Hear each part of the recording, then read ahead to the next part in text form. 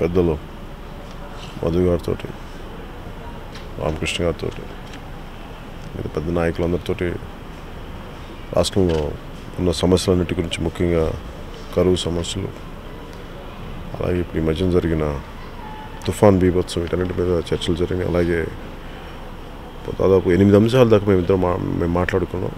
దాని మీద ఉమ్మడి కార్యక్రమం ఎలా చేద్దాం అనేది ప్రస్తావనకు వచ్చింది.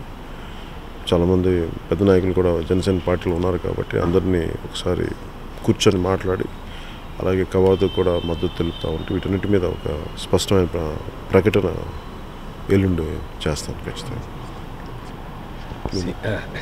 వాళ్ళ రాష్ట్రంలో ఒకవైపు తీవ్రమైన కరువుతో లక్షలాది మంది రైతులు కూడా అల్లాడిపోతూ ఉన్నారు. పంటలన్నీ కూడా నష్టపోయారు.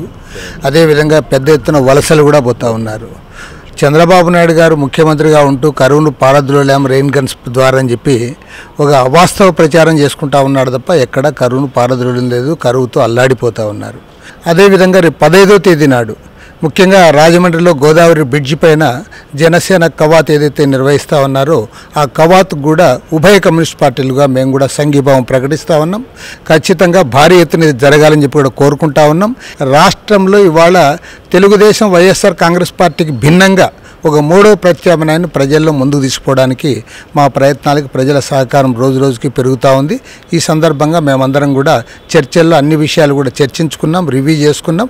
మేమందరం కూడా సంతృప్తి వ్యక్తం చేస్తున్నాం. రాష్ట్రంలో భ్రష్టు పట్టిపోయినటువంటి రాజకీయ వ్యవస్థకి ప్రత్యామ్నాయంగా ఒక నూతన రాజకీయ ప్రత్యామ్నాయం కావాలని చెప్పి ఈరోజు రాష్ట్రంలో సిపిఐ, సిపిఎం, జనసేన పవన్ కళ్యాణ్ గారి యొక్క పర్యటనలో ఒక కొత్త రాజకీయ కోసం, ఒక కొత్త వ్యవస్థ కోసం, భ్రష్టు పట్టిపోయినటువంటి రాజకీయాలకి ప్రత్యామ్నాయంగా ఒక నూతన రాజకీయ వ్యవస్థ కోసం జరిగేటువంటి ప్రయత్నాలకి మంచి ఆదరణ ఈ కాలంలో వ్యక్తమవుతూ ఉంది.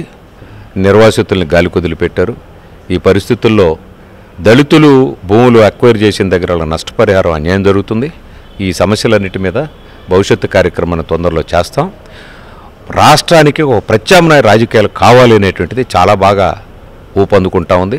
ప్రత్యేకంగా దళితులు, ఇతర బలహీన వర్గాలు దీంట్లో బాగా కలిసి వస్తున్నారు. ఈ కార్యక్రమాన్ని ముందుకు తీసుకుపోయేదానికి, బలంగా ముందుకు తీసుకుపోయేదానికి కావాల్సినటువంటి కార్యక్రమాన్ని తొందరలోనే ప్రకటిస్తాం.